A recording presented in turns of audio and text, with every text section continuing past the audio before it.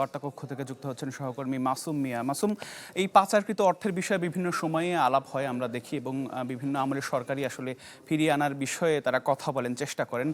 বাস্তবিক পক্ষে আসলে এই পাচারকৃত অর্থ ফিরিয়ে আনা কতটুকু সম্ভব?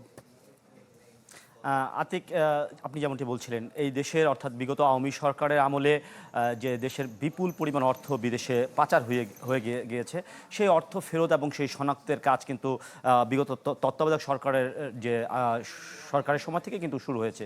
বিশেষ করে হাসিনা পরিবার সহ 11 শিল্প গ্রুপের যে অর্থ পাচার করেছে, তারা ওই সময়ের যারা এই সংশ্লিষ্ট বা পাচারের অর্থ ফেরত আনার জন্য যে সংস্থাগুলো কাজ করছিল, তারা কিন্তু এরকম একটি শনাক্ত করেছিল যে দেশে পাচার হওয়া অর্থের সবচেয়ে বেশি অংশ কিন্তু এই 11 শিল্প গ্রুপ, অর্থাৎ হাসিনা পরিবার সহ 11 শিল্প গ্রুপ পাচার করে নিয়ে গেছে। এবং তাদের জন্য কিন্তু একটি টাস্ক ফোর্স কাজ করছে সেই অর্থ শনাক্তকরণ এবং বিদেশ থেকে সেই অর্থ ফেরত আনার বিষয়।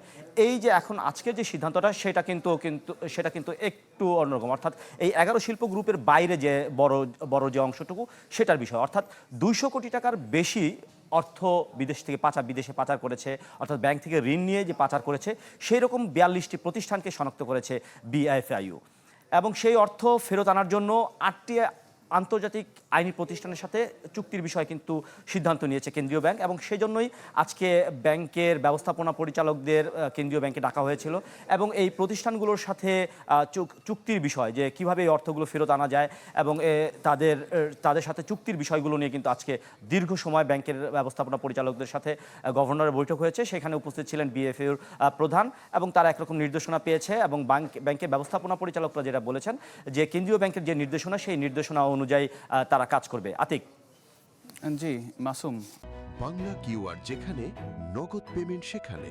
সারা দেশে 10 লাখেরও বেশি মার্চেন্টে নগদে পেমেন্ট করুন খুব সহজে। আরেকটি বিষয় আপনার কাছে একটু সংক্ষেপে জানতে চাই। এই যে উদ্যোগ নেওয়া হয়েছে বাংলাদেশ ব্যাংকের পক্ষ থেকে, তারা অর্থ ফিরিয়ে আনবেন, এবং আমি যেটা শুরুতেও বলছিলাম যে অতীতেও আসলে এই ধরনের ঘটনা হয়েছে, মানে ফিরিয়ে আনার চেষ্টা করা হয়েছে, কিন্তু খুব বেশি আসলে লাভ হয়নি। কি মনে হচ্ছে আপনার কাছে, এবার কি সেটি হবে? আর এই উদ্যোগটাকে আপনি আসলে কিভাবে দেখছেন? পাচার হওয়া অর্থ ফেরত আনা সত্যি এক চ্যালেঞ্জিং বিষয়। আপনি যদি সারা পৃথিবীর ব্যাপী যে রেকর্ড রয়েছে, আপনি যদি সেইগুলো দেখেন, আপনি খুব একটা বড় ধরনের কিন্তু অর্থ ফেরত আনতে পেরেছে সংশ্লিষ্ট দেশ, এমন কিন্তু আপনি বলতে পারবেন না। তার মানে কি আমরা ছেড়ে দিব যে পাচার হওয়া অর্থ ফেরত আনার বিষয়ে কি আমরা কোনো কাজ করব না?